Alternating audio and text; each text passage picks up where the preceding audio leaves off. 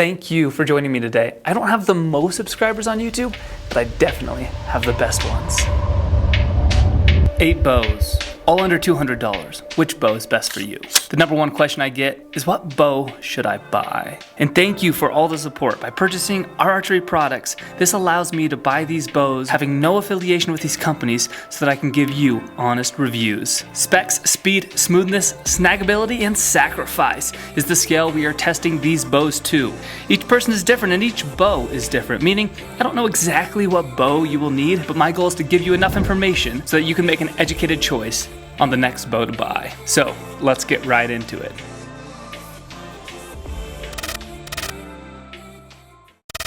Today we're looking into a one-piece 54-inch recurve bow. This bow comes with a 6-month warranty guaranteed by the manufacturer. When ordering this bow, draw weight options are 30 to 50 pounds. This bow right here is a 40-pounder. I'm gonna use this tillering tree right above me to measure the draw weight, and this bow comes in right at 40 pounds. It's perfect. This bow is indeed a recurve bow. Now we do have a short 6-inch serving section, but it does fall in the right location. This bow has an ebony handle, and then it's got high strength fiberglass. It's also got this lightwood that they don't mention.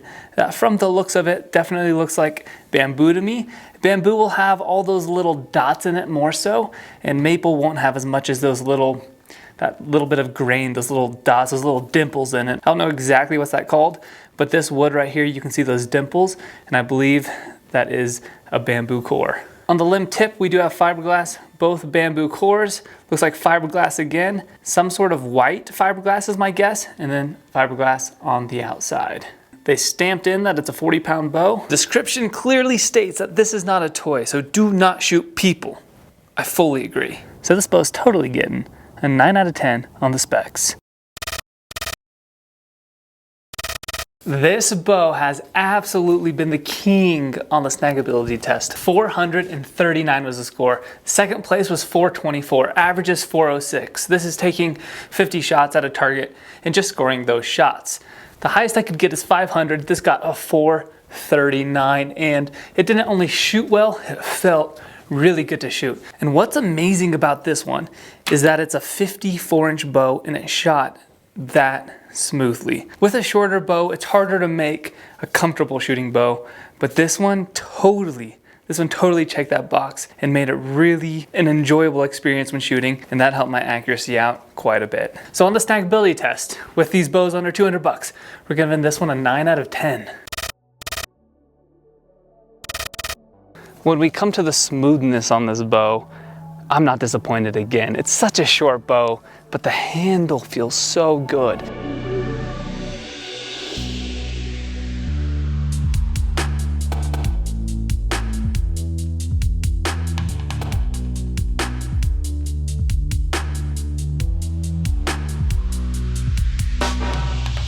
Take a listen, and this is what it sounds like. There's a little vibration afterwards, but it feels like it comes out pretty smooth. So for such a short bow, I'm actually very pleased with this. Let's take one more shot. You know, on the smoothness of this bow, I'm giving it, a 6.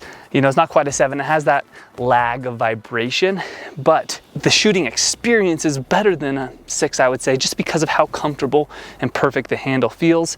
Quietness is kind of in the middle, so smoothness and comfortability, we're going with a 6.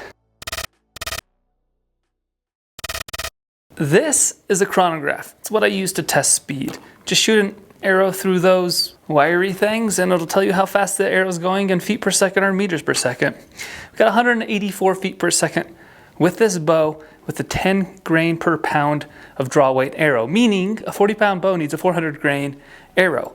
And that's exactly what we did, 184 feet per second. The other 40-pound bow we tested was the Black Hunter bow.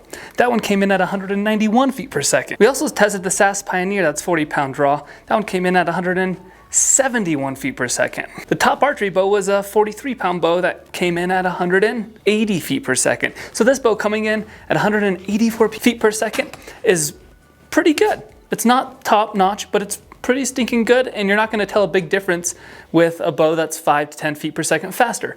So this bow gets a 7 out of 10 on the speed test. Now, as far as the sacrifice goes for this bow right here, it's not that high. Like, it's a $179 bow, which is under a $200 bow, basically $180. But for a 54-inch bow that shoots this smoothly, I've never seen that. The handle is what I like the most, and the comfortability of shooting. Those are the two favorite things about this bow. It's hard to find a bow this short that shoots this smooth, and when it shoots so smooth, you enjoy the experience so much more.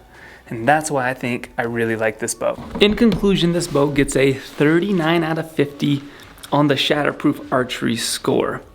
I would buy this bow again. This is in my top 3 favorite bows out of this mini series of these 8 we've created. If you're joining me now for the first time, I got a playlist of all 8 of these bow reviews. And also, I have a video in the works going over all 8 bows and telling you why I like what I like.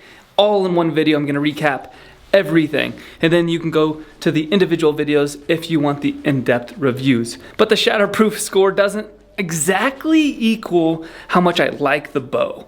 However that works out, and I'll tell you why in the next video. So thank you so much for subscribing. Thank you for being here today. Stay shatterproof, be positive. I'm always for you guys. I'll see you on the next video. Go crush it.